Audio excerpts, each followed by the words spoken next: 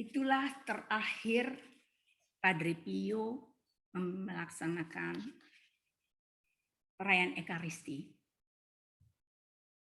Saya akan membacakan setelah peristiwa itu. Adalah kesaksian dari Padre Pellegrino Funicelli San Giovanni Rotondo 29 September 1968. Setelah pukul 9 malam, pada tanggal 22 September 1968, saat Padre Mariano telah meninggalkan sel nomor 4 dan saya telah masuk, Padre Pio memanggil saya melalui intercom dan meminta saya datang ke kamarnya. Dia di tempat tidur berbaring di sisi kanan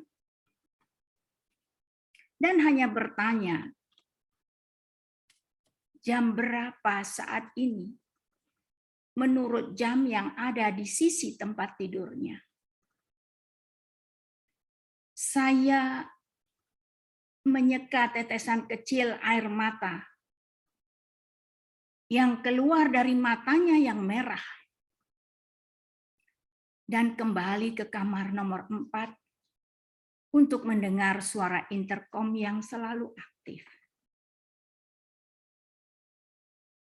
Padre Pio melanjutkan memanggil saya 5-6 kali hingga tengah malam. Dan setiap kali matanya merah karena terbeban air mata. Tangisan air mata penuh damai dan hening.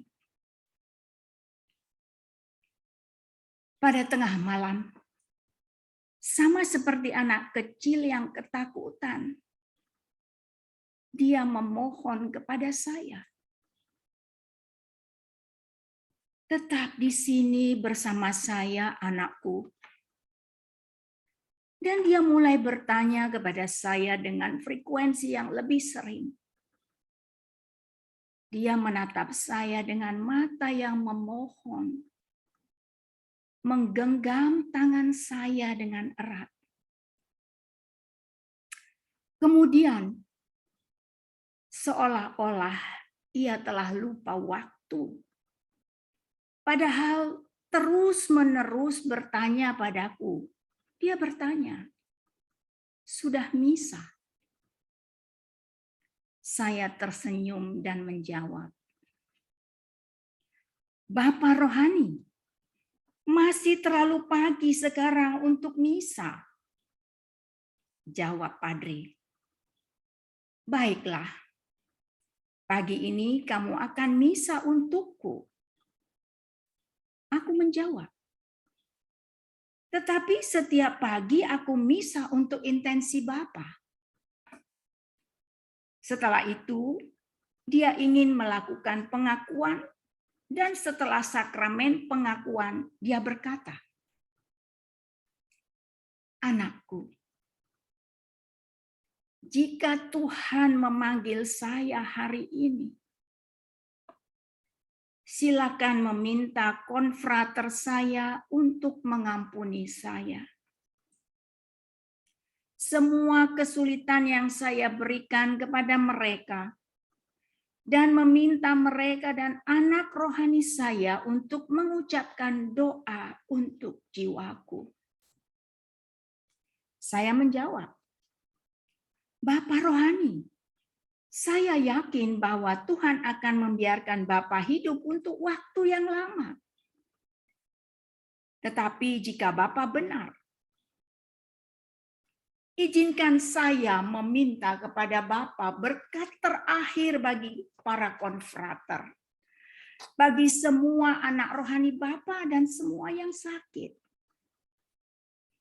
Dan dia berkata, tentu saja aku memberkati mereka semua.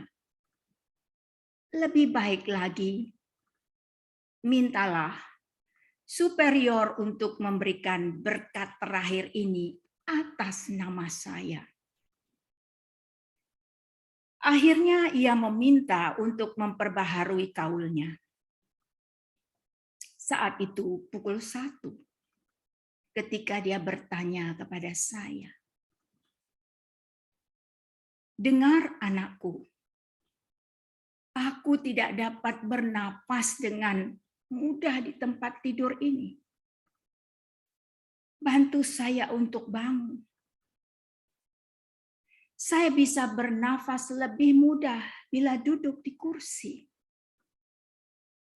Pukul 1, 2, atau 3, biasanya saat-saat ketika ia akan bangun untuk mempersiapkan misa kudus. Dan sebelum duduk di kursi, ia akan keluar berjalan kaki singkat di sepanjang koridor. Malam itu, saya memperhatikan dan kagum luar biasa bahwa dia berdiri tegak dan berjalan dengan cepat seperti seorang pemuda. Sedemikian rupa sehingga tidak perlu membantunya menuju pintu selnya. Dia berkata, "Mari kita pergi sejenak ke balkon." Aku mengikutinya, menaruh tanganku di bawah lengannya. Dia sendiri menyalakan lampu dan menuju kursi. Ia duduk dan melihat sekeliling balkon seolah-olah ia sedang mencari sesuatu. 5 menit kemudian, ia ingin kembali ke selnya. Saya mencoba mengangkatnya, tetapi dia berkata, "Saya tidak bisa." Bahkan dia merasa sangat berat. "Bapak rohani, jangan khawatir," kataku kepadanya, memberinya semangat dan langsung mengambil kursi roda yang berada di dekatnya. Saya mengangkatnya dan mendudukkannya di kursi roda. Dia sendiri mengangkat kakinya dari lantai dan meletakkannya di pijakan kaki. Kembali ke selnya ketika aku telah memindahkan dia ke kursi, dia melihat kursi roda dan menunjukkan dengan tangan kirinya kepadaku, "Taruh itu di luar." Ketika saya kembali ke dalam sel, saya melihat bahwa Padre menjadi sangat pucat. Dahinya telah penuh dengan keringat dingin. Saya menjadi takut. Namun ketika saya melihat bahwa bibirnya berubah menjadi biru, dia terus-menerus mengulang, "Yesus, Maria, Yesus, Maria, Yesus, Maria." Dalam suara yang makin lemah. Aku bangkit dan pergi memanggil konfrater, tapi dia melarang saya mengatakan, "Jangan membangunkan siapapun." Aku terus berjalan dan berlari. Saat beberapa langkah di luar selnya, ia memanggil lagi. Berpikir ia memanggil saya untuk tidak memberitahu saya hal yang sama, aku berbalik kembali. Tetapi ketika aku mendengar dia ulangi, "Jangan panggil siapapun." Aku menjawab, memohon, "Bapa spiritual, serahkan padaku, biarkan aku melakukannya."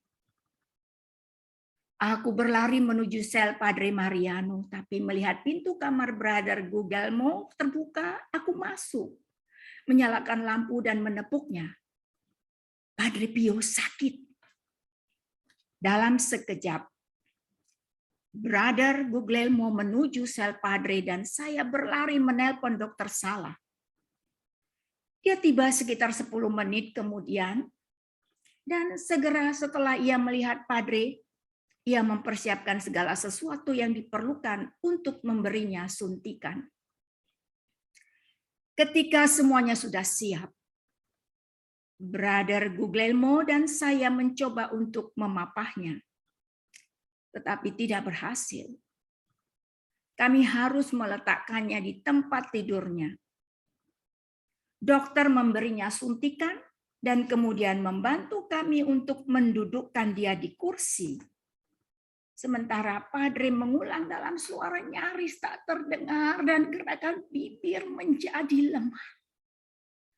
Yesus,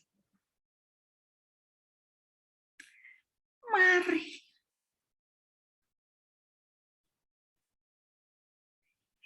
Yesus, Maria. Setelah itu saya memanggil Bapak Wali dan Bapak Wali segera tiba. Seperti juga Padre Mariano dan konfrater lainnya. Sementara yang telah ditelepon oleh Dokter Sala mulai tiba satu persatu. Keponakan Padre Pio, Mario Penelli, Direktur Medis Rumah Sakit Dr. Gusko, dan Dr. Giovanni Scarale. Sementara dokter memberinya oksigen pertama melalui tabung, kemudian melalui sungkup.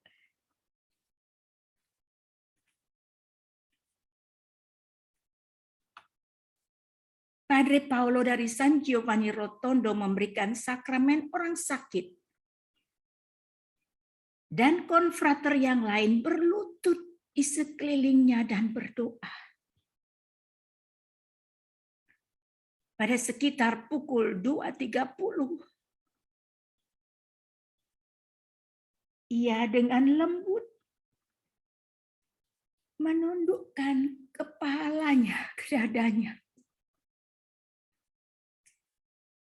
dan menyerahkan roh dan jiwanya.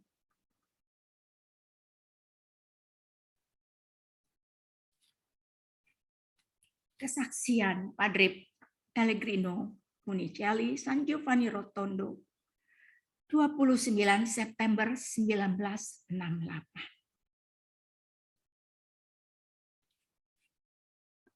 Mari kita lanjutkan dengan mendengarkan renungan dari Padre Fidelis.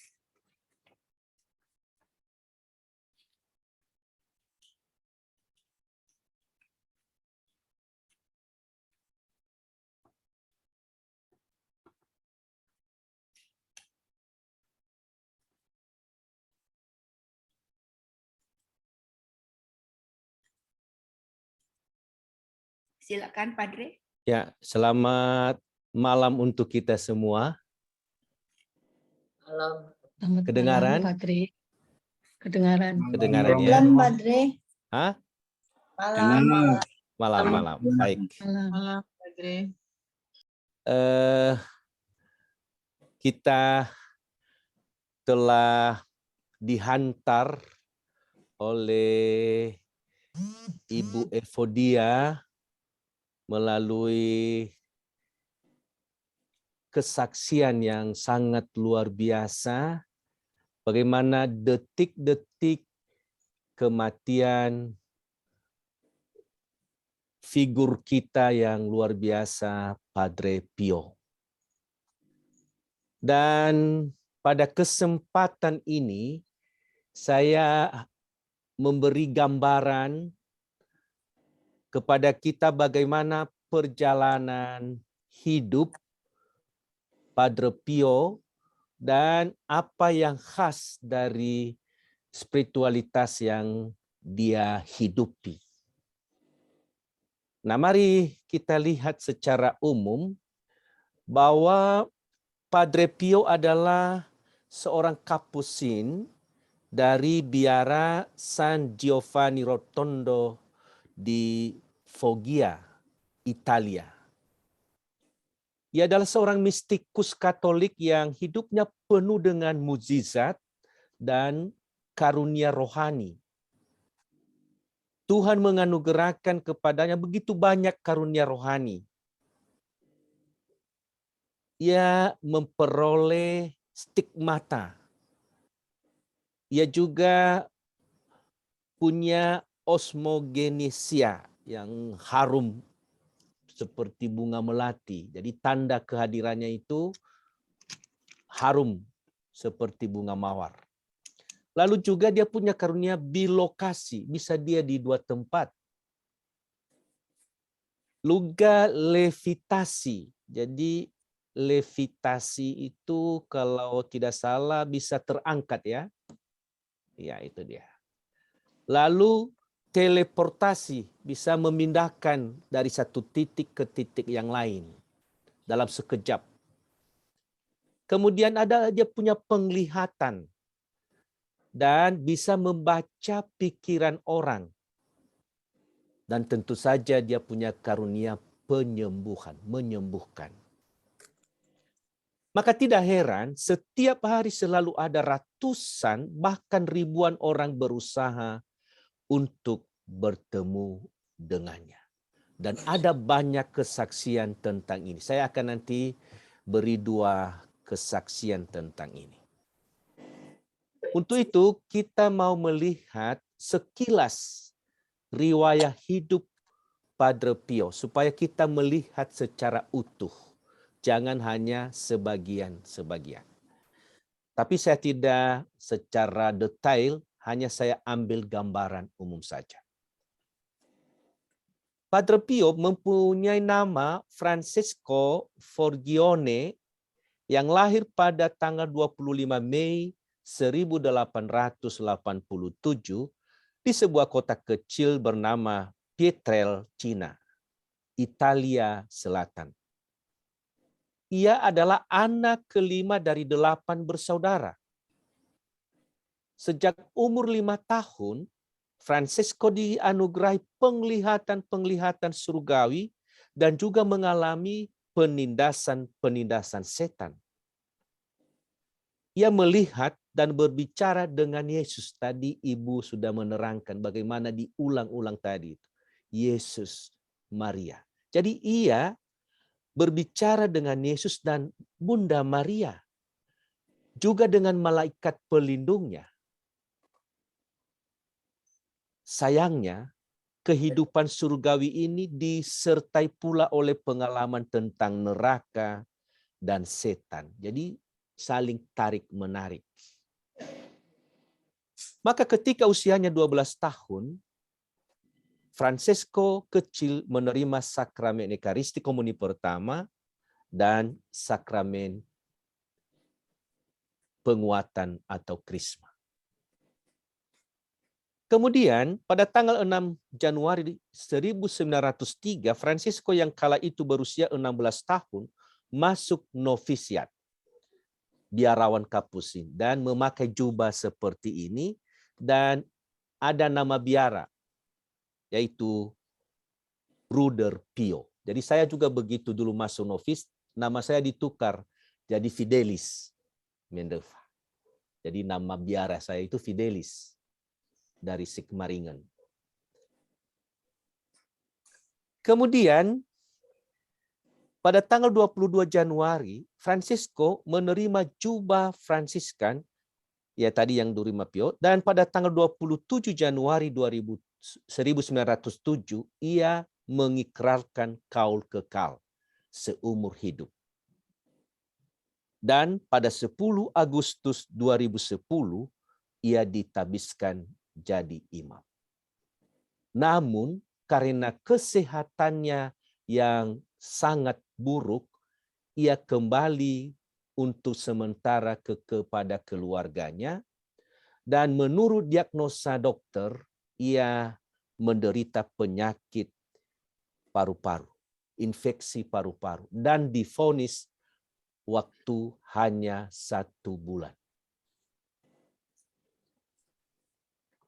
Meskipun demikian, Setelah 6 tahun bergulat dengan penyakitnya, kesehatan Padre Pio mulai pulih.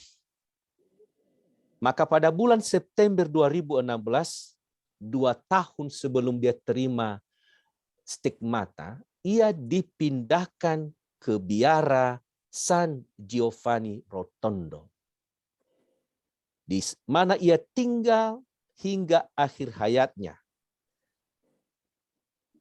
Bagi Padre Pio, ini yang dihayatinya. Iman adalah hidup. Jadi kendati pun dia menderita sakit, iman itulah yang menghidupkan. Ia menghendaki segala sesuatu dan mengerjakan segala sesuatu dalam terang iman. Inilah kekuatannya.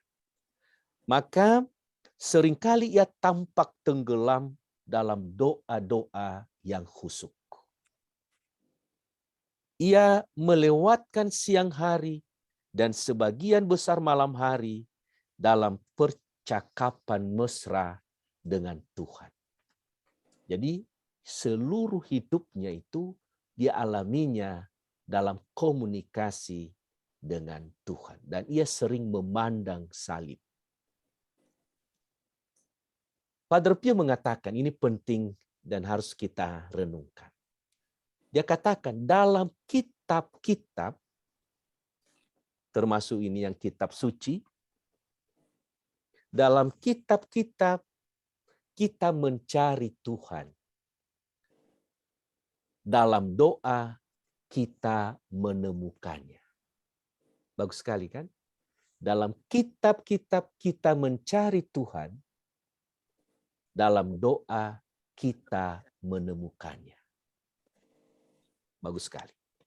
Maka bagi Padre Pio, doa adalah kunci membuka hati Tuhan. Sekali lagi, doa adalah kunci membuka hati Tuhan. Ini luar biasa permenungan dan cara hidupnya yang luar biasa. Maka selama 50 tahun imamatnya, Padre Pio menjalin persatuan yang akrab mesra dengan Tuhan melalui Ekaristi Kudus. Tadi ketika akhir hidupnya pun selalu itu yang muncul, misa Ekaristi. Itu. Yang paling luar biasa dalam hidupnya, sekali lagi, yang paling luar biasa dalam hidupnya bukanlah mukjizat, bukan penyembuhan, ataupun pertobatan orang dengan perantaraannya. Tidak, bukan itu. Melainkan pelayanannya di altar. Mempersembahkan kurban misa di mana ia menjadi satu dengan Kristus yang tersalib. Jadi kita ingat bukan mukjizat, bukan penyembuhan, bukan orang yang bertobat melalui perantaraannya, tetapi persembahannya di altar, di mana mempersembahkan kurban misa, ia menjadi satu dengan Kristus yang tersalib. Padre Pio dengan tulus menganggap diri sebagai tidak berguna. Hamba-hamba yang tidak berguna. Tidak layak menerima anugerah-anugerah Tuhan. Penuh kelemahan dan cacat celah. Tadi menarik ketika saat-saat terakhir dia minta maaf kepada seluruh persaudaraannya. Dia katakan mungkin merepotkan kalian. Walaupun di sisi lain justru dia yang sangat menderita karena begitu juga dicurigai, malah dipenjarakan. Itu. Tapi ia melupakan semua itu, malah dia yang minta maaf kepada saudara-saudaranya. Ia katakan, aku hanya ingin menjadi seorang biarawan miskin yang berdoa. Jadi dia katakan hanya ingin menjadi seorang biarawan miskin yang berdoa. Dan itu dia laksanakan. Bagaimana akhir hidup dari Padre Pio? Sekali lagi tadi sudah diceritakan oleh Ibu Evodia, dibacakan surat tadi kesaksian, tapi saya coba ingatkan kembali bagaimana perjalanan hidup Padre Pio. Sejak masa muda, kesehatan Padre Pio amat rapuh dan semakin memburuk keadaannya pada tahun-tahun terakhir hidupnya.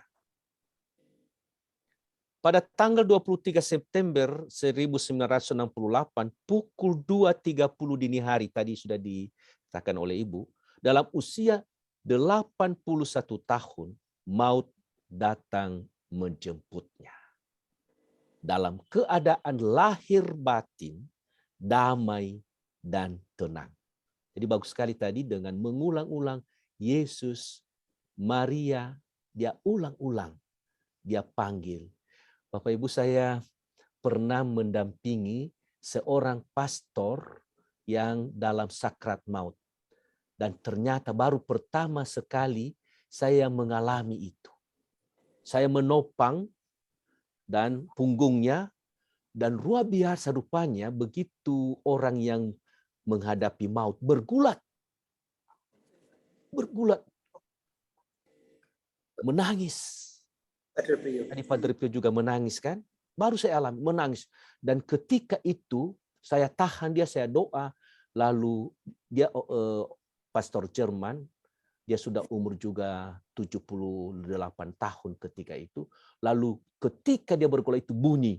Oh, ternyata disitulah akhir dari hidupnya. Baru saya, itu pengalaman pertama saya mendampingi orang dalam sakratul maut.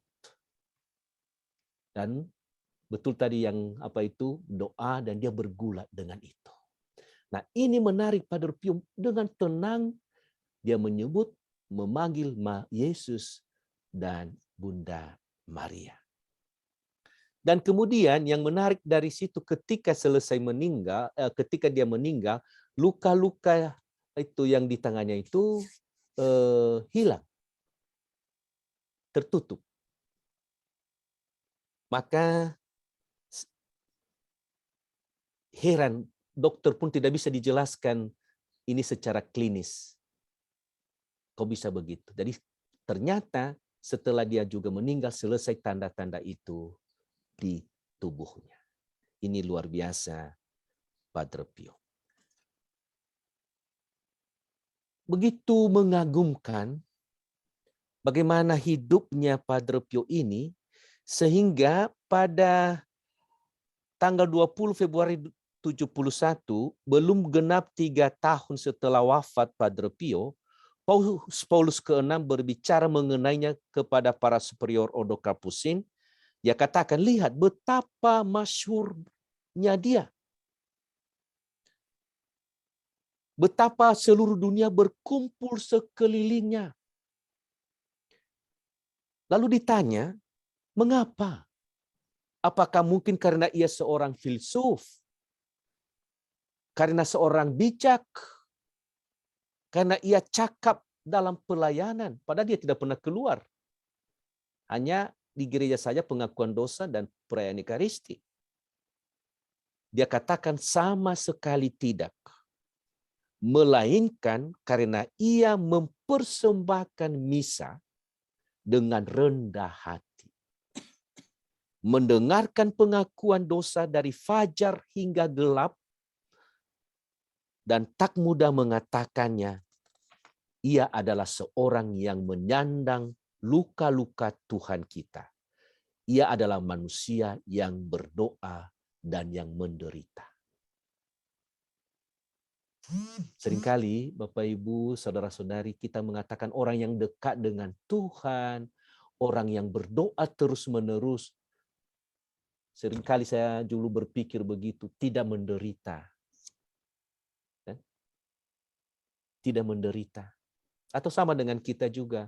Ya kita semakin dekat dengan Tuhan, lalu mengapa juga kita sakit, ada masalah. Ternyata rupanya rahasianya dalam diri Padre Pio. Dia berdoa, tapi dia juga menderita. Kalau kita bayangkan penderitaan Padre Pio dengan menerima stigmata, dan juga bukan hanya itu, lambung juga keluar darah, sakitnya luar biasa. Belum apa-apa yang kita alami. Karena dia betul mengalami penderitaan seperti yang dialami Kristus di salib. Ya, nanti dalam terakhir saya akan bacakan itu. Bagaimana penderitaannya dialami seperti Kristus. Tetapi ia tanggung semuanya itu seperti tadi luka-luka keluar harum mewangi. Karena mengapa? Ia satukan dengan penderitaan Kristus di salib. Disitulah rahasianya. Mengapa Padre bisa bertahan, Padre Pio, mengapa harum mewangi dari luka-lukanya? Karena ia satukan dengan penderitaan Kristus di salib. Dan itu tadi ada satu hal yang menarik yang dibacakan tadi, senang sekali saya. Ketika ia meninggal, ia katakan, saya telah membuat suatu perjanjian dengan Allah. Ini kebanggaan kita anak-anak rohaninya, bagus sekali. Sewaktu jiwa saya telah disucikan di dalam api penyucian dan dinyatakan berhak untuk memasuki kehadiran Allah, saya akan mengambil tempat saya di gerbang surga. Tetapi saya tidak akan memasukinya sampai saya telah melihat anak-anak rohani saya yang terakhir masuk. Coba bayangkan, kan dia tunggu. Dia tidak egois. Dia tidak menyambut kesempatan yang luar biasa itu. Dia tunggu di pintu gerbang. Anak-anak rohaninya masuk satu persatu. Sampai yang terakhir. Baru ia masuk. Luar biasa. Inilah hebatnya Padre Pio. Dan sampai saat ini memang anak-anak rohani itu semakin banyak. Saya baca satu baru-baru ini, seorang ibu mengirim kepada saya kesaksian ini. Dia berkata, ingat ya, waktu ziarah ke Santo Pio dengan Pater Fransiskan, rombongan ziarah, saya membaca riwayat hidup Santo ini. Belum pernah dia baca di situ. Dan setiap membaca saya mereka-reka wangi semerbak bunga lili tanda kehadirannya. Dalam buku itu seperti itu. Jadi waktu mau masuk ke tempat Padre Pio punya makam, waktu itu saya rasakan wangi bunga lili. Semerbak dan mengangkat jiwaku melayang.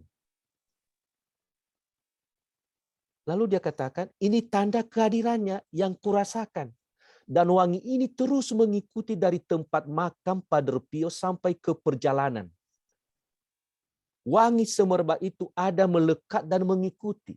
Jadi di kamarku ada foto Santo ini. Sebelumnya saya diberikan kertas novenas Santo Pio dari almarhum kakak saya. Dan bila ke Jakarta pasti nginap di rumahku dan melihat foto Padre Pio. Ini kesaksiannya, wangi. Dia melekat. Dan dia katakan, Santo Pio telah ikut mewarnai perjalanan imanku sebagai Katolik. Santo Pio pray for us. Luar biasa. Ini kesaksian pertama. Ini baru-baru ini heboh di Hollywood. Pernah dengar kesaksian itu? Yakni seorang aktor dan sutradara bernama Shia LaBeouf umur 36 tahun. Ia seorang Yahudi dan tinggal di kalangan Yahudi dan Kristen. Ibunya juga beragama Yahudi. Ia menyutradarai dan ia menjadi aktor pengganti film Padre Pio yang sebentar lagi akan dirilis. Apa yang menarik dari dia yang menjadi pemeran Padre Pio, ia pada tahun 2020 ia dilaporkan oleh mantan pacarnya karena pelecehan seksual. Dan itu dia down, ia masuk rumah sakit, tetapi ya kemudian ada keinginannya sampai mau bunuh diri. Tetapi ketika ia diwawancarai oleh Uskup Baron, Bishop Baron, dan disitulah mulai ia mengatakan bahwa Yesus mengampuni sebesar apapun dosa itu, dia tidak memperhitungkan. Dan ketika itu dia tinggal di biara Fransiskan Kapusin, disitulah mulai dia bertobat dan masuk Katolik. Luar biasa kesaksian aktor ini, sehingga dan ini pasti dari Padre Pio yang menggerakkan hatinya untuk menjadi salah satu anak rohaninya. Baik, saya akan bacakan bagaimana ia menyatukan penderitaannya dengan Kristus yang tersalib. Ia katakan begini, apakah yang dapat kukatakan kepadamu mengenai penyalipanku? Ya Tuhan, betapa aku merasa bingung dan malu apabila aku berusaha menunjukkan kepada orang lain apa yang telah Engkau lakukan kepadaku, makhlukmu yang hina dina. Kala itu pagi hari tanggal 20 September dan aku sedang berada di tempat paduan suara setelah perayaan Misa Kudus, ketika suatu istirahat bagaikan suatu tidur yang manis menghampiriku. Segenap inderaku, lahir maupun batin, pula indera jiwa ada dalam ketenangan yang tak terlukiskan. Ada suatu keheningan mendalam di sekelilingku dan di dalamku. Suatu perasaan damai menguasaiku dan lalu semuanya terjadi dalam sekejap bahwa aku merasa bebas sepenuhnya dari segala keterikatan. Ketika semuanya itu terjadi, aku melihat di hadapanku suatu penampakan yang misterius, serupa dengan yang aku lihat pada tanggal 5 Agustus. Yang berbeda hanyalah kedua tangan, kaki, dan lambungnya mencucurkan darah. Penglihatanku, dia mengejutkanku. Apa yang kurasakan pada saat itu sungguh tak terkatakan. Aku pikir aku akan mati. Dan pastilah aku mati jika Tuhan tidak campur tangan dalam memperkuat hatiku yang nyaris meloncat dari dadaku. Penglihatan terakhir dan aku tersadar bahwa kedua tangan dan kaki dan lambungku ditembusi dan mencucurkan darah.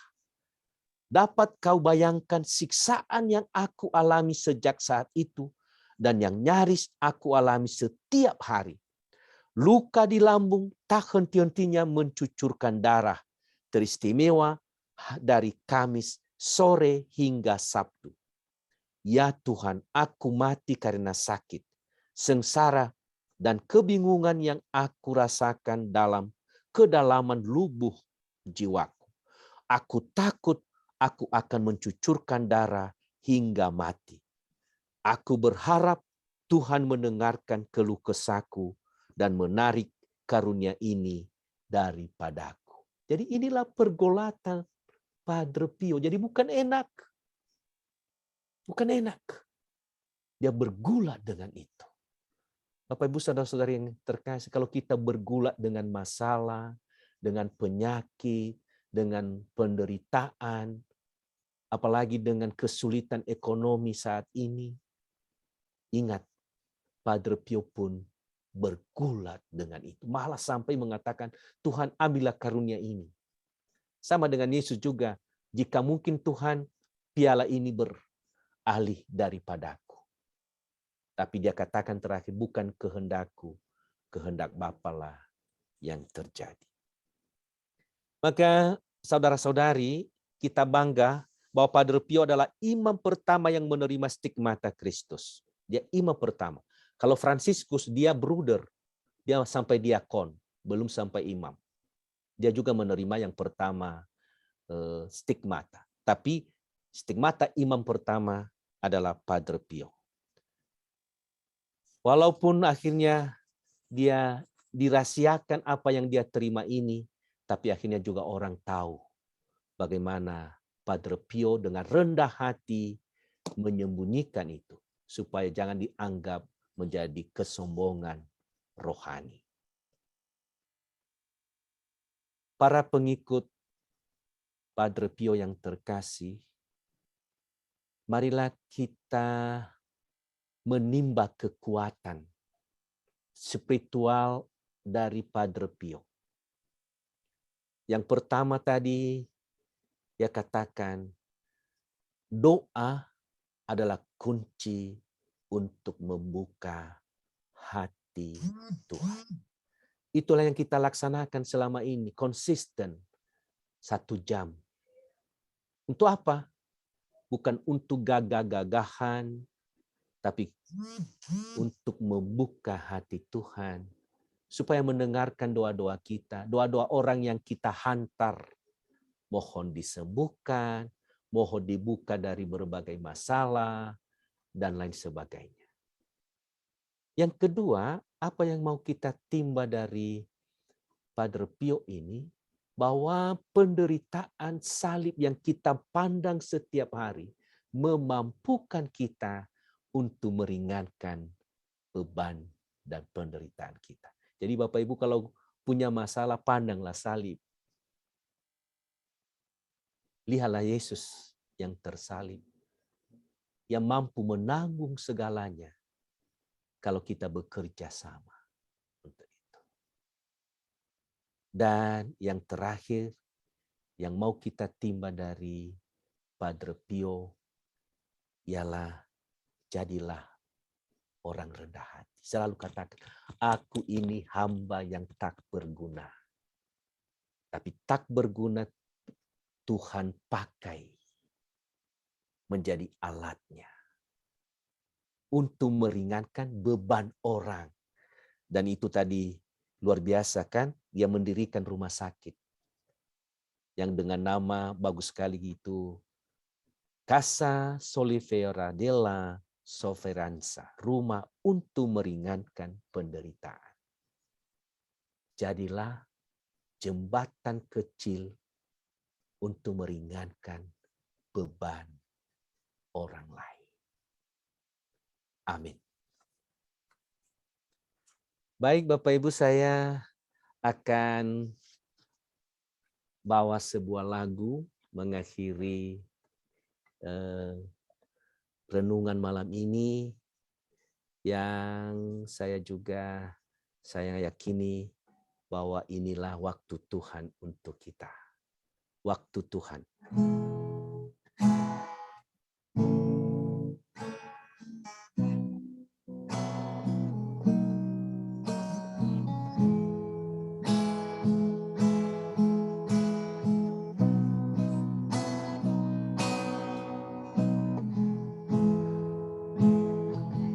Bila kau izinkan sesuatu terjadi, ku percaya semua untuk kebaikanku. Bila nanti telah tiba waktumu, ku percaya kuasa-Mu memulihkan hidupku. Waktu Tuhan pasti yang terbaik. Walau kadang tak mudah dimengerti, lewati cobaan, ku tetap percaya waktu Tuhan pasti yang terbaik.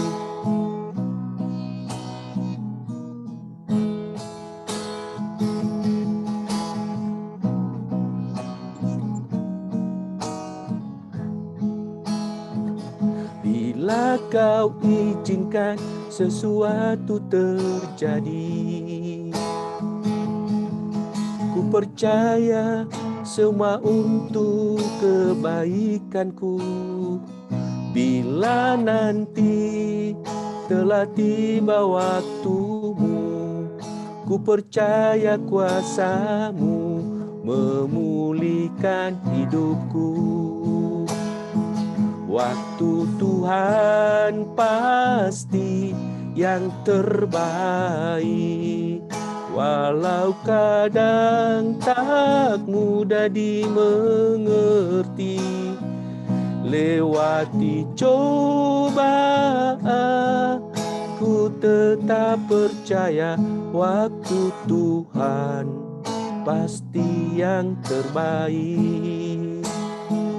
Waktu Tuhan pasti yang terbaik, walau kadang tak mudah dimengerti, lewati cobaan, ku tetap percaya waktu Tuhan pasti yang terbaik.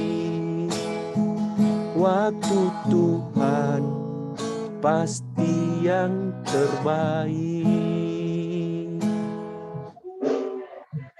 Terima kasih. Wow, bagus sekali Padre. Terima kasih, Padre. Oh, bagus, Padre. Luar biasa Bagus sekali. ya. Terima Renungannya kasih. bagus sekali renungannya. Nah, Ajarannya bagus. Bagus. ya, Kalau boleh nanti kita sama-sama Lagunya bagus. menyanyikan. ya, baik. Sebagai Terima lagu kasih penutup nanti. Padre Fidelis. Saya tidak tahu apa yang sebetulnya disampaikan Padre pada malam hari ini, begitu ya, karena biasanya Padre memberitahu, tapi kali ini Padre bilang saya akan memberikan renungan begitu. Tapi saya sudah menyiapkan sesuatu untuk mendukung Padre.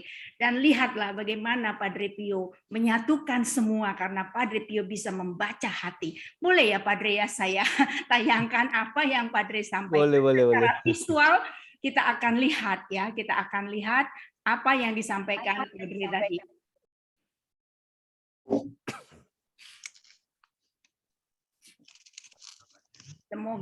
Semoga apa namanya kita bisa bayangkan yang disampaikan Padre tadi.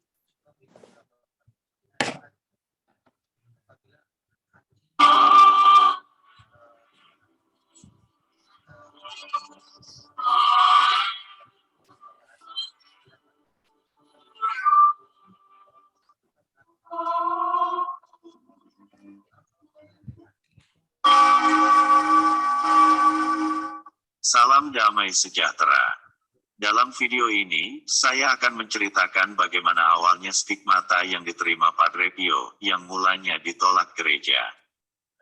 Sekilas, keluarga Padre Pio dikenal dengan istilah Tuhan segalanya bagi umat, karena selalu menghadiri misa harian, berdoa rosario setiap malam, dan berpuasa daging 3 hari seminggu untuk menghormati Bunda Maria dari Mount Carmel. Ketika Padre Pio berusia 5 tahun, dia menguduskan dirinya kepada Yesus. Pada tahun 1902, ketika ia berumur 15 tahun, ia masuk novisiat dari saudara Kapusin. Pada hari penobatannya, ia mengambil nama Pio untuk menghormati Santo Pius kelima, Santo Pelindung Pietrelcina, dan dipanggil Fra untuk saudara, sampai penahbisannya menjadi imam. Meskipun ia menderita kesehatan yang buruk, Pio menyelesaikan studi yang diperlukan dan ditahbiskan menjadi imam Fransiskan pada Agustus tahun 1910. Pada sore hari tanggal 7 September tahun 1910, beberapa minggu setelah ditahbiskan menjadi imam, ketika dia berdoa di Piana Romana, Yesus dan Maria menampakkan diri kepadanya dan memberinya luka-luka, stigmata. Piana Romana adalah sebuah bukit 3 mil di timur laut Pietrelcina, tempat Padre Pio biasa berdoa di bawah gubuk jerami, dibangun di bawah pohon elem. Gubuk jerami telah menjadi gereja, dan tunggul pohon elem disimpan di dalam gereja. Mercurius Coca, keluarga teman, ketika Padre Pio berangkat ke San Giovanni Rotondo, mengurus daerah itu, dia mencoba mengeluarkan batu-batu itu, merantainya dan menariknya dengan traktor, tetapi tidak berhasil. Beberapa bulan kemudian dia pergi mengunjungi Padre Pio, tetapi malah diminta Padre Pio untuk mengemas barangnya, dan membiarkan segiolon. Apa segiolon itu? Segiolon adalah batu-batu di dekat pohon elem. Biarkan saja di sana, mereka tetap baik-baik saja seperti sekarang, kata Padre Pio. Salvatore Panulo, imam paroki di Pietrelcina, bersaksi bahwa pada sore hari tanggal 7 September tahun 1910, Padre Pio menunjukkan luka-lukanya dan memberitahunya, "Bapak, bantulah aku." Minta Yesus untuk membawa mereka, luka-luka, pergi. Aku ingin menderita, mati karena penderitaan, tetapi secara rahasia, mereka berdoa bersama, dan Tuhan menjawab doa mereka, lukanya hilang tetapi penderitaan berlanjut. Ketika Panulo diberitahu pada tahun 1918 bahwa luka-luka itu muncul pada Padre Pio, dia menjawab, "Anda lihat sekarang, saya melihat mereka pada tahun 1910. Satu lagi. Dalam sebuah suratnya kepada Padre Benedetto, pembimbing rohaninya, tertanggal 8 September tahun 1910, Pio menulis, "Kemarin malam muncul bintik-bintik merah di tengah tangan saya dengan rasa sakit yang menusuk." Padre Pio menerima stigmata yang terlihat pada tanggal 20 September tahun 1918 saat berdoa setelah merayakan misa. Dia berusia 31 tahun. Begini pengakuan Padre Pio seperti yang diungkapkan dalam buku Padre Pio Sotto Inchiesta. Buku baru, yang berisi versi lengkap pertama dari laporan yang ditulis oleh Uskup Volterra M.G. Rafael Rossi, kemudian Kardinal, pengunjung apostolik yang dikirim oleh Tahta Suci untuk menyelidiki secara diam-diam Padre Pio. Mengklarifikasi bahwa pada saat penerimaan stigmata, orang suci itu, maksudnya Padre Pio, berbicara dengan Kristus yang disalibkan. Begini kisahnya seperti yang disampaikan Padre Pio.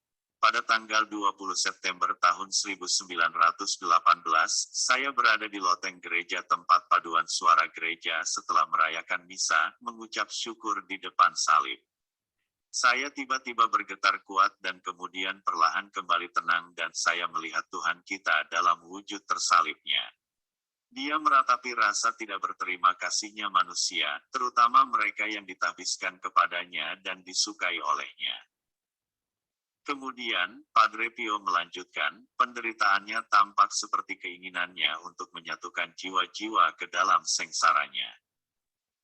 Dia mengundang saya untuk membiarkan rasa sakitnya masuk ke dalam diri saya dan untuk merenungkannya dan pada saat yang sama menyibukkan diri saya dengan keselamatan jiwa-jiwa. Berikutnya saya merasa penuh belas kasih atas penderitaan Tuhan dan saya bertanya kepadanya apa yang dapat saya lakukan. Saya mendengar suara ini, saya akan menyatukan Anda dengan sengsara saya. Dan setelah penglihatan ini menghilang, saya kembali ke diri saya sendiri. Saya melihat tanda-tanda ini dari mana darah mengalir, sebelum ini saya tidak memilikinya. Padre Pio kemudian berkata bahwa stigmata bukanlah hasil dari permintaan pribadinya sendiri tetapi datang dari undangan Tuhan. Begitu yang disampaikan Padre Pio dalam buku tersebut. Luka-luka itu terdiri dari tangan kiri kanannya, juga di kakinya, juga pada lambung. Luka-luka itu membuka dan mengeluarkan banyak darah. Sebenarnya, kejadian ini amat dirahasiakan Padre Pio. Imam Joseph melaporkan, selama 9 hari tidak ada yang tahu apa-apa tentang itu.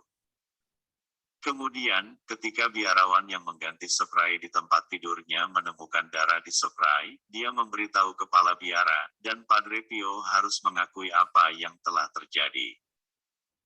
Beberapa dokter dan pejabat gereja memeriksa luka atas perintah kepala biara, tahta suci, dan paus. Pada tanggal 1 Mei tahun 1919, Dr. Angelo Maria Merla adalah yang pertama atas disposisi Padre Pietro da Ischitella, Imam Kepala Biara San Giovanni Rotondo, dan masih banyak lainnya. Setelah Uskup Volterra Mgr Rafael Rossi, kemudian Kardinal, menyelidiki secara diam-diam Padre Pio, dia melaporkan bahwa Padre Pio adalah seorang religius yang baik, teladan, sempurna dalam praktik kebajikan. Dalam percakapan, Padre Pio sangat menyenangkan, dengan saudara-saudaranya, dia tenang, periang, bahkan lucu. Komunitas religius tempat Padre Pio tinggal adalah komunitas yang baik dan dapat dipercaya. Aroma yang sangat intens dan menyenangkan, mirip dengan aroma valet, saya telah menciumnya, saya telah memeriksa sel biarawan dan tidak menemukan apapun yang menyebabkan bau seperti itu, hanya ada sabun biasa. Penyelidikan itu dimulai oleh Uskup Volterra Monsignor Rafael Rossi pada tanggal 14 Juni tahun 1921. Darah yang keluar dari stigmata Padre Pio mengeluarkan bau harum yang dinamai harum surgawi osmogenesia. Selain penderitaan fisik karena penderitaan Tuhan, ternyata manusia juga menambah deritanya. Ini terjadi mulai tahun 1923 sampai tahun 1931. Hal ini dimulai dari penyerangan Imam Agustinus Gemelli, seorang ahli dari Fransiskan sekaligus pendiri Universitas Katolik The Sacred Heart, karena Padre Pio menolak datang untuk pemeriksaan psikologis. Gemelli yang menduga bahwa Padre Pio seorang neuropat menulis surat pada para pejabat Vatikan, stigmata kemungkinan disebabkan histeria akibat dari kehidupan spiritual yang rendah. Beberapa imam di San Giovanni Rotondo yang antipati pada para Fransiskan, berhasil meyakinkan Uskup Manfredonia untuk mengeluarkan pernyataan bahwa Padre Pio dikuasai iblis dan saudara sekomunitasnya tertipu. Menanggapi hal ini, tanggal 31 Mei tahun 1923, Vatikan mengumumkan bahwa kejadian-kejadian yang berhubungan dengan Padre Pio tidak berasal dari kekuatan spiritual. Vatikan pun memerintahkan untuk menghentikan segala macam bentuk komunikasi yang dilakukan kepada Padre Pio. Mei dan Juni tahun 1923, Vatikan mengeluarkan perintah yang sangat keras. Padre Pio dilarang merayakan misa, memberikan homili, bahkan memberikan pengakuan dosa. Ini terjadi hingga tahun 1931. Bagaimana akhirnya larangan bagi Padre Pio dibatalkan? Film pendek yang merupakan juara 2 Gabriel Award menceritakan bagaimana akhirnya Padre Pio memperoleh kembali penugasan imamatnya kembali. 2 orang kardinal hendak menemui Paus Pius ke-11, menceritakan tentang Padre Pio yang bisa levitasi, membaca jiwa, menyembuhkan orang-orang, bisa bilokasi, yang menerima stigmata. Dikatakan oleh para kardinal itu bahwa Padre Pio itu penipu. Nah, ketika berdiskusi itu, tiba-tiba seorang biarawan Kapusin muncul, berlutut, dan mencium kakinya sambil berkata, "Yang mulia, demi kebaikan gereja, jangan mengambil tindakan ini." Dia kemudian meminta restu Paus, mencium kaki lagi, bangkit, dan pergi. Paus berkata, "Siapa yang membiarkan biarawan itu masuk?" Para uskup berlari keluar untuk menegur para penjaga karena membiarkan biarawan masuk. Para penjaga dengan tegas menyangkal telah melihat seorang biarawan. Paus terdiam. Dia memerintahkan kardinal untuk memastikan apakah Padre Pio ada pada hari dan jam itu. Kardinal menyelidiki dan melaporkan kepada Paus bahwa Padre Pio berada di paduan suara biaranya, kata pejabat biara. Akhirnya, Paus Pius ke-11 memerintahkan pembatalan larangan perayaan misa di depan umum oleh Padre Pio, dengan alasan, "Saya tidak memiliki kecenderungan yang buruk terhadap Padre Pio, tetapi saya telah diberi informasi yang buruk." Pada tahun 1934, biarawan itu kembali diizinkan untuk mendengar pengakuan dosa. Ia juga diberi izin kehormatan untuk khotbah. Paus Pius ke-12 yang menjadi paus pada tahun 1939 bahkan mendorong umat untuk mengunjungi Padre Pio. Akhirnya, pada pertengahan tahun 1960-an Paus Paulus ke-6, paus dari tahun 1963 sampai 1978, menolak semua tuduhan terhadap Padre Pio.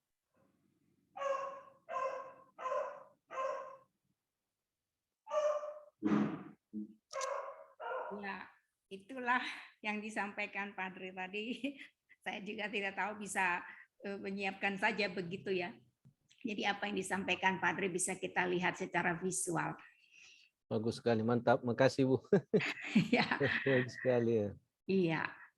Apakah mungkin ada kesempatan Padre untuk 1-2 teman yang mau menyampaikan sesuatu?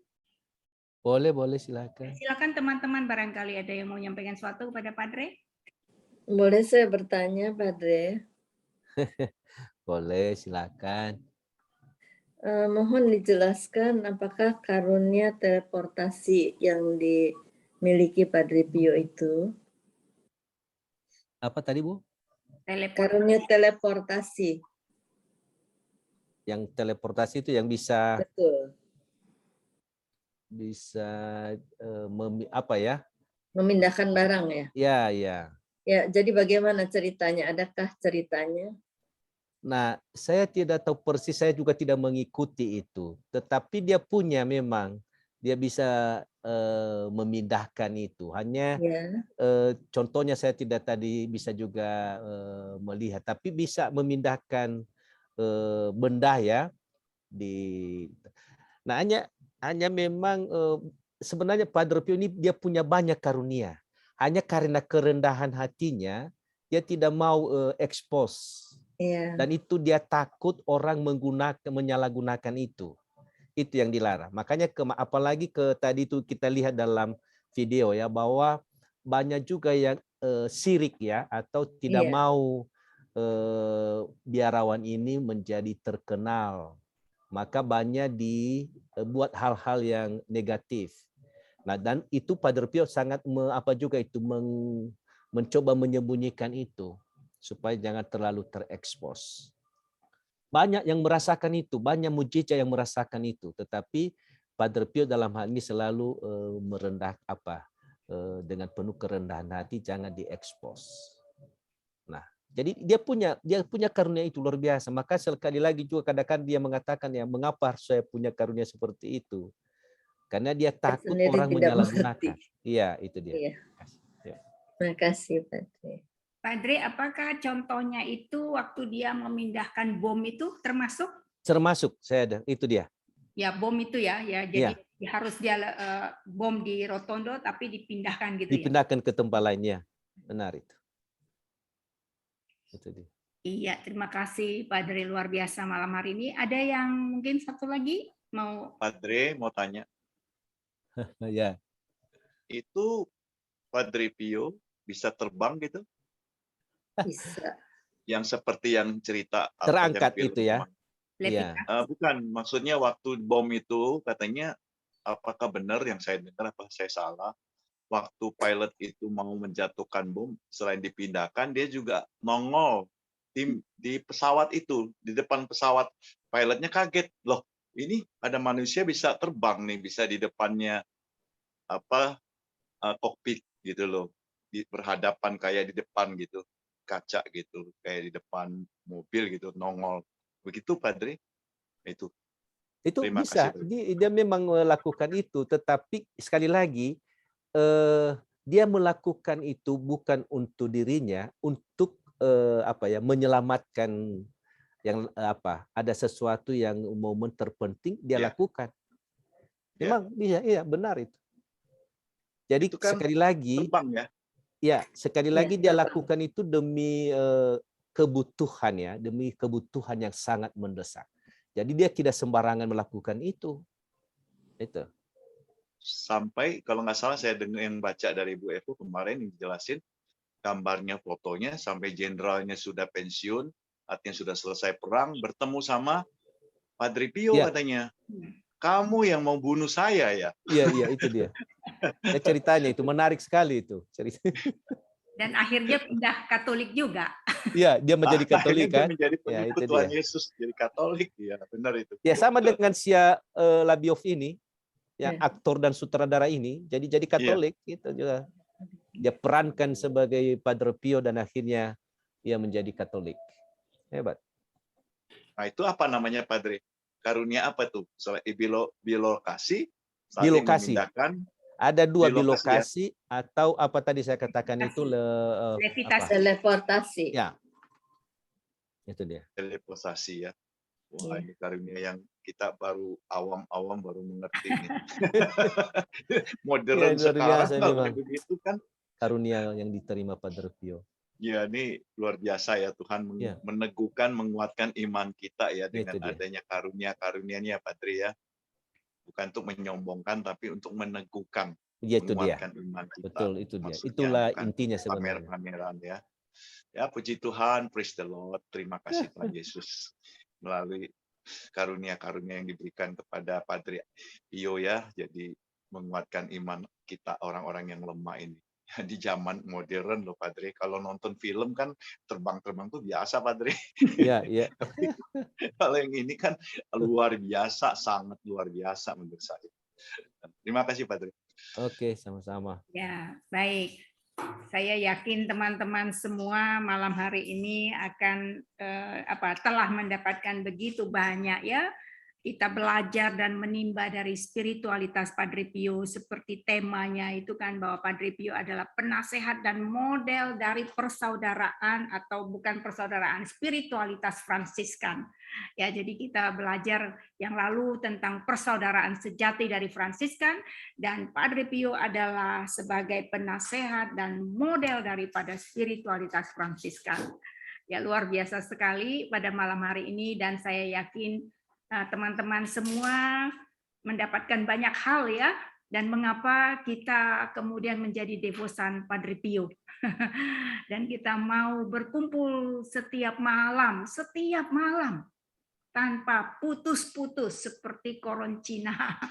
Ya, jadi sekali lagi terima kasih Padre Fidelis, pembimbing rohani kita. Terima kasih juga buat teman-teman yang sudah hadir pada malam hari ini, dan kita akan peringati Santo Pio besok pukul 10 di Gereja Yohanes Bosco di Paroki Danau Sunter, dan kita akan perayaan Ekaristi, adorasi dan penyembuhan. Ya, jadi ini rangkaian kegiatan kita.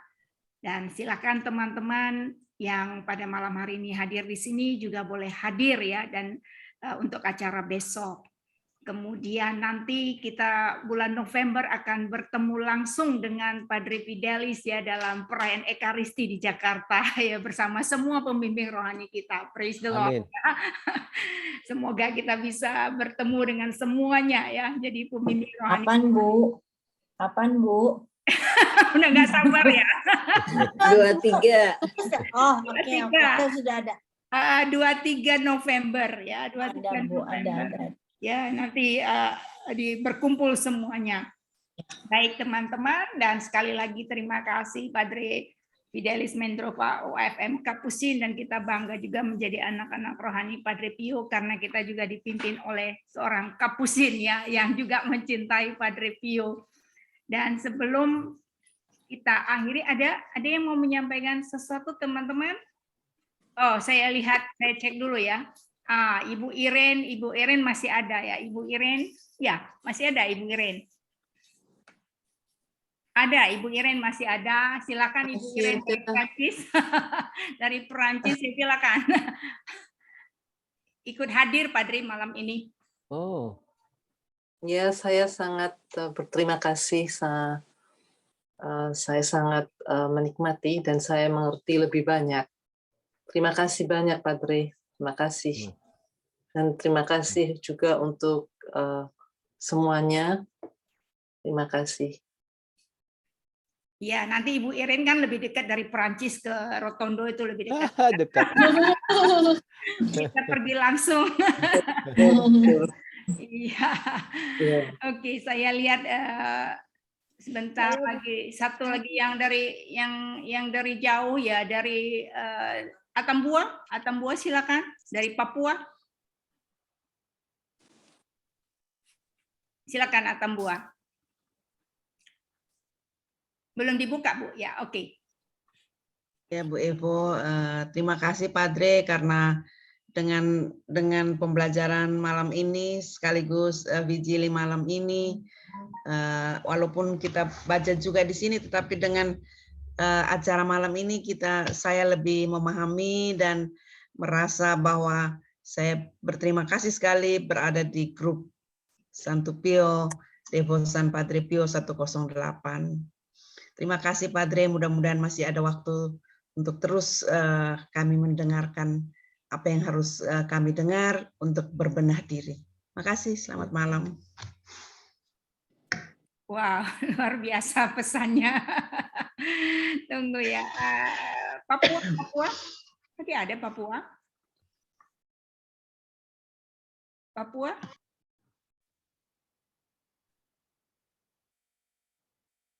Saya lihat tadi. Bu Evo, saya bertanya. Oh, iya, silakan. Saya bertanya hanya sedikit. Dari mendengar dengan sejarah dari Padre Pio, saya bertanya dari gereja tanggal berapa untuk perayaan untuk Padre Pio, sudah ada atau belum gitu? Dari setiap kali perayaan ada perayaan santo ini, santo itu, sedangkan Padre Pio ya ingin Ada. tahu. Besok itu kita peringati orang Kudus. Itu dari gereja kita yang melaksanakan. Tapi untuk gereja seluruh Ada, gereja. seluruh gereja itu besok. Oh ya, terima kasih. Itu yang saya ingin tanya. Iya. Itu besok resmi Padre Pio. Ya, besok ada kita rayakan juga di sini misa besok pagi. Tuh, Padre Pio. Oke, terima kasih. Iya, baik. Masih ada lagi? Besok ada ini. Saya lihat di penanggalan ada. Ada Padre Pio. Iya, ada dalam liturgi gereja. Fauzi, Iya, mau membuktikan. Jadi saya itu bukan bohong, benar. Hebat, Koji. Ini Padre Pio nggak boleh bohong. Iya, anak Padre Pio ya. Baik. Ada lagi ini teman-teman mungkin juga saya nggak tahu apakah Bu Sisil baru kali ini ya ikut dengan kita ya, Bu Sisil ya. Ya, orang baru Iya ada 3 benar. orang. Baru kali ini ya. Iya. Iya. Ya, Ibu. Tapi saya dapat linknya terus kan dari Bu Evo. Ya. Oh. Dan Ibu Sisil ini kita waktu itu pergi bersama pada waktu tahun kerahiman ya, yang mengantarkan Padre Pio dari Rotondo ke Vatikan. Ya, 2016 Bu. 2016 ya, ini dengan Ibu Sisil ya. Jadi Bu Sisil orang yang tahu sejarah juga. Oh, saya tertolong sekali sama Padre Pio. Iya, salam kenal Bu.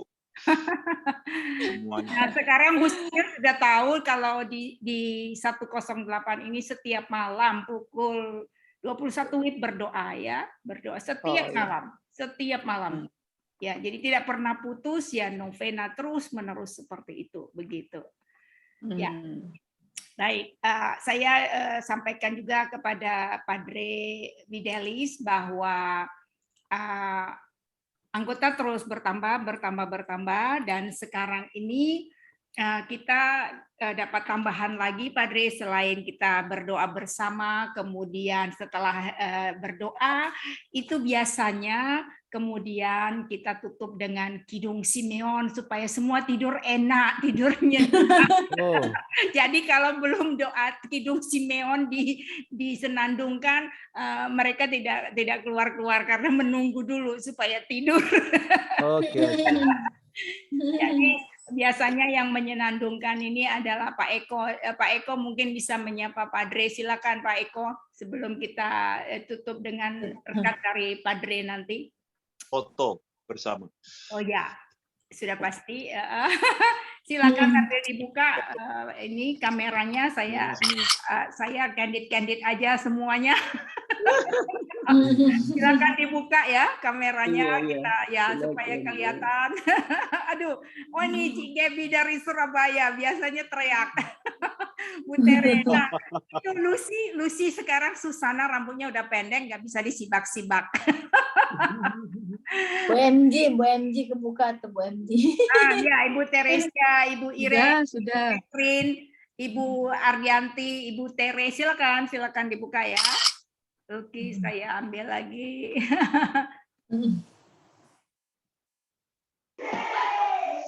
Leli. Ayo Fauji. Ya. Foto, Mias. Wah, Fauji. Fauji sudah. Iya. Ini Fauzi. Fauji. Ini Fauji. Fauji Bobo. Iya. Ayo Noto, baru masuk Bu Noto. Ayo gabung Noto. Oh, pasti salah jam ya masuknya. Salah masuk. Jam 9. Masuknya telat ya. Ya, dia lu Salah jam ya. Salah ngelihat jam. Ya baik. Baik, teman-teman. Kita akan berdoa. Nanti kita mendoakan Padre juga dan Padre akan memberkati kita. Siapa yang mau berdoa, Pak Eko atau Pak Edison? Pak Edison, nanti saya langsung Khusus berdoa. hari ini Pak Eko. Pak Eko. Pak Eko mendoakan Padre, ya. Secara khusus deh, kasih dia Pak Eko. Silakan Pak Eko. Baik.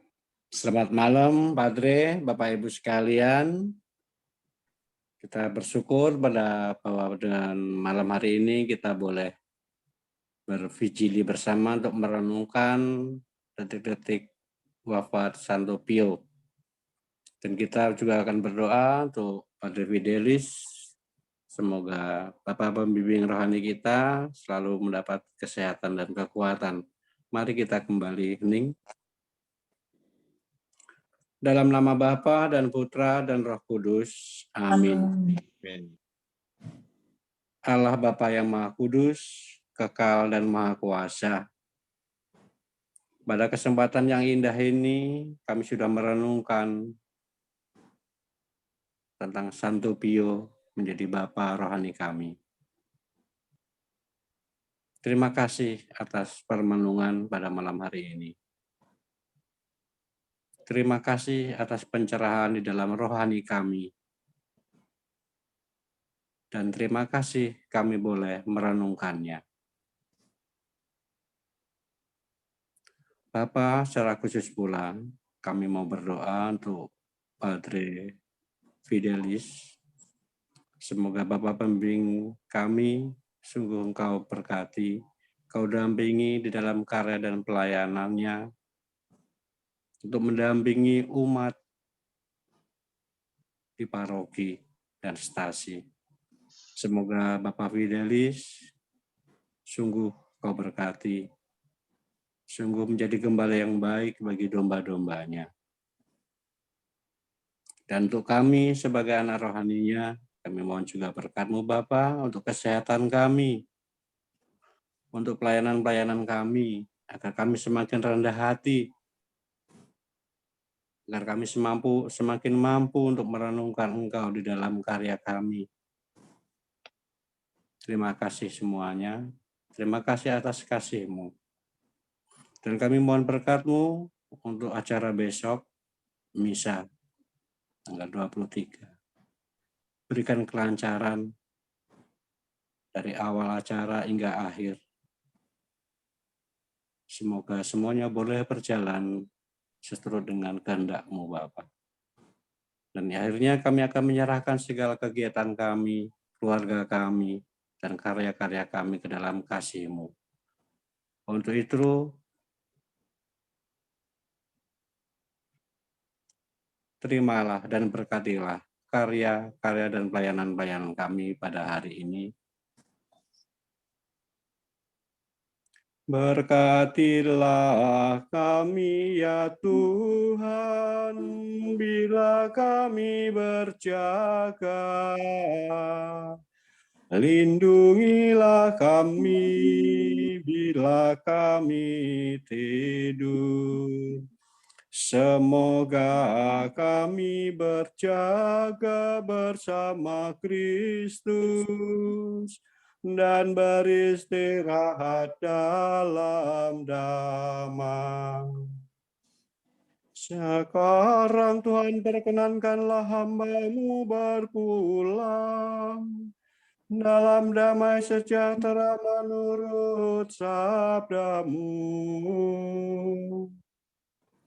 Sebab aku telah melihat keselamatan-Mu yang Kau sediakan di hadapan segala bangsa. Cahaya untuk menerangi para bangsa dan kemuliaan bagi umat-Mu Israel. Kemuliaan kepada Bapa dan Putera dan Roh Kudus, seperti pada permulaan, sekarang, selalu, dan sepanjang segala abad. Amin. Berkatilah kami ya Tuhan, bila kami berjaga. Lindungilah kami bila kami tidur. Semoga kami berjaga bersama Kristus dan beristirahat dalam damai. Marilah berdoa. Tuhan Allah kami, semoga berkat perlindungan-Mu kami dapat tidur nyenyak dan melepaskan lelah sesudah pekerjaan hari ini. Kuatkanlah kami dengan bantuan-Mu, supaya kami mampu membaktikan diri kepada-Mu dengan segenap jiwa raga kami. Demi Kristus pengantara kami. Amin. Mohon berkat dari Padre. Tuhan bersamamu Dan bersama roh-Mu. Semoga doa-doa kita, orang-orang yang kita doakan, keluarga-keluarga kita, dan seluruh acara kita besok, dan tidur kita malam ini, dibimbing, dilindungi, diberkati oleh Allah yang Maha Kuasa, Bapa dan Putra dan Roh Kudus. Amin. Terima kasih, Padre.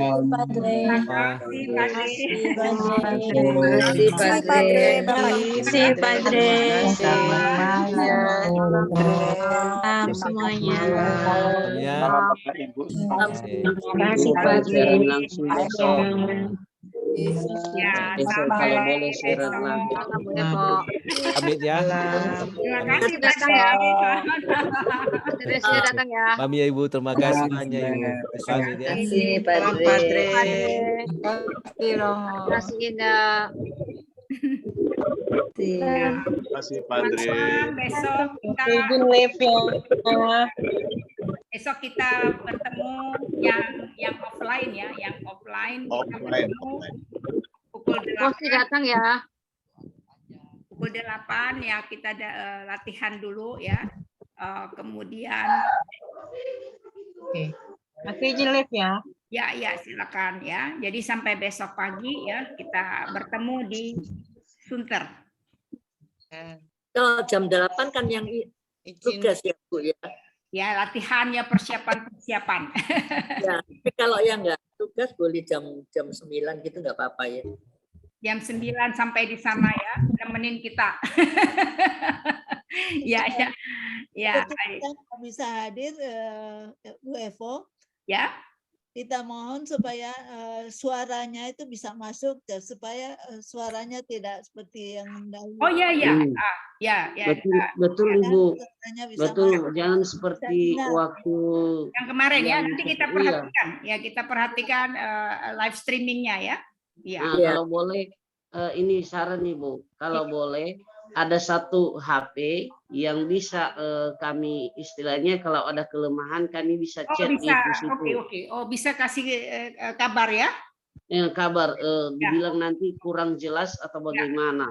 Baik. Sehingga ada orang itu operator yang bisa begitu. Lihat. Ya baik. Mungkin bisa ini juga apa namanya? Pakai ke saya aja, ya. Oke, terima kasih. Bisa seperti itu, bisa. Ya, kalau nanti saya akan monitor terus kalau ada suara, ada gangguan yang misalnya yang untuk yang streaming. Ya, kalau kurang jelas kan bisa kami cek langsung kurang jelas gitu. Baik. Ya, terima kasih banyak. Selamat istirahat sampai besok. Sampai besok. Sampai besok tomorrow. See you tomorrow. Malam semuanya. Malam Bu Ina. Selamat Malam semuanya ya. Ya, terima kasih.